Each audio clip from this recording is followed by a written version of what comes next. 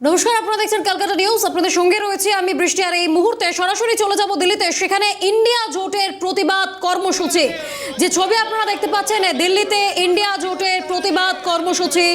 100 দিনের কাজের নাম পরিবর্তনে এই প্রতিবাদ, বিশেষ করে মহাত্মা গান্ধী শব্দ বাদ দেওয়ায় প্রতিবাদ সংসদে গান্ধী মূর্তির পাদদেশেই এই প্রতিবাদ কর্মসূচি। কংগ্রেস, তৃণমূল, ডিএমকে, আরজেডি, এসপি সহ বিরোধী দলের সাংসদেরা সামিল হয়েছেন প্রতিবাদে। যে ছবি আপনারা দেখতে পাচ্ছেন, একেবারে দিল্লিতে ইন্ডিয়া জোটের প্রতিবাদ কর্মসূচি। 100 দিনের কাজের নাম পরিবর্তনে এই প্রতিবাদ। দিল্লিতে ইন্ডিয়া জোটের প্রতিবাদ কর্মসূচি, 100 দিনের কাজের নাম পরিবর্তন, বিশেষ করে মহাত্মা গান্ধী শব্দটি বাদ দেওয়ায় এই প্রতিবাদ কর্মসূচি। প্রতিবাদে রয়েছেন কংগ্রেস, তৃণমূল, ডিএমকে সহ একাধিক সাংসদের। আমাদের সঙ্গে টেলিফোনে রয়েছেন প্রতিনিধি ইন্দ্রাণী, একেবারে সরাসরি দিল্লি থেকে। ইন্দ্রাণী, দিল্লিতে আজ যে প্রতিবাদ মিছিল হচ্ছে, 100 দিনের কাজের নাম পরিবর্তনের প্রতিবাদ করছেন সংসদেরা। দেখো, মনরেগার নাম পরিবর্তন করে ভিভিজি রামজি রাখা হয়েছে এবং তারই প্রতিবাদে গত কয়েকদিন ধরেই কিন্তু বিরোধী ইন্ডিয়া জোট তারা তীব্রভাবে আন্দোলন করছেন। এবং আজকেও আমরা দেখলাম সংসদ শুরুর আগে গান্ধী মূর্তির পাদদেশ থেকে মকরদুয়ার পর্যন্ত মিছিল করলেন এই বিরোধী জোটের সাংসদরা, যেখানে উপস্থিত ছিলেন কংগ্রেসের মল্লিকার্জুন খাড়গে, সোনিয়া গান্ধী প্রমুখ, এবং একই সাথে ডিএমকে, এসপি সহ সমস্ত বিরোধী রাজনৈতিক দল এবং তৃণমূল কংগ্রেসের পক্ষ থেকেও কিন্তু আজকেই পদযাত্রায় অংশগ্রহণ করা হয়েছিল। তৃণমূল কংগ্রেসের পক্ষ থেকে গান্ধীজির ছবি এবং রবীন্দ্রনাথের ছবি হাতে প্রকাশ চিকবারাইক, অসিত মাল এরা কিন্তু এই যে পদযাত্রা সেখানে অংশগ্রহণ করে। তাদের একটাই বক্তব্য যে 100 দিনের কাজের যে নাম ছিল মনরেগা, অর্থাৎ মহাত্মা গান্ধীর নাম দিয়ে এই 100 দিনের কাজের নামকরণ করা হয়েছিল, সেখানে মহাত্মা গান্ধীর নাম বাদ দিয়ে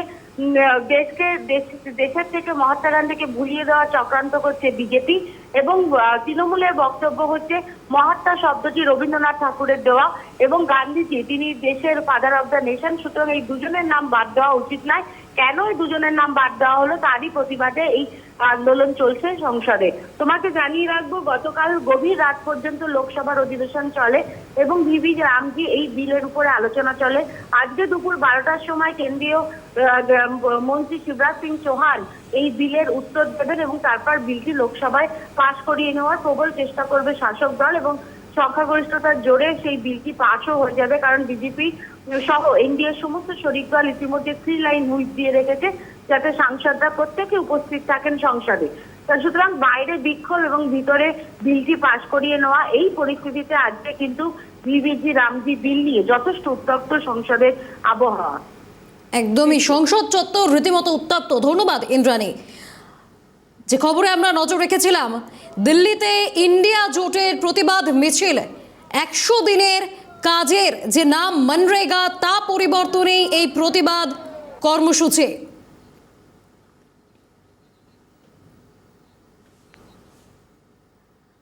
মনরেগার নাম পরিবর্তন বিজেপিকে তোপ অভিষেকের। মহাত্মা উপাধি নিয়ে দিয়েছিলেন রবীন্দ্রনাথ ঠাকুর, সেই মহাত্মা গান্ধী নামটাই ব্যবহার করা হচ্ছে না। বিজেপির নেতারা বঙ্কিম দা বলে অপমান করেন। কি বলেন তৃণমূল সাংসদ অভিষেক বন্দ্যোপাধ্যায়, শোনাবো। এই যে মনরেগার নাম পাল্টানোর কথা বলা হচ্ছে, মহাত্মা গান্ধী, মোহনদাস করমচাঁদ গান্ধীকে যে মহাত্মা উপাধিটা, এটা কবিগুরু রবীন্দ্রনাথ ঠাকুরের দেওয়া।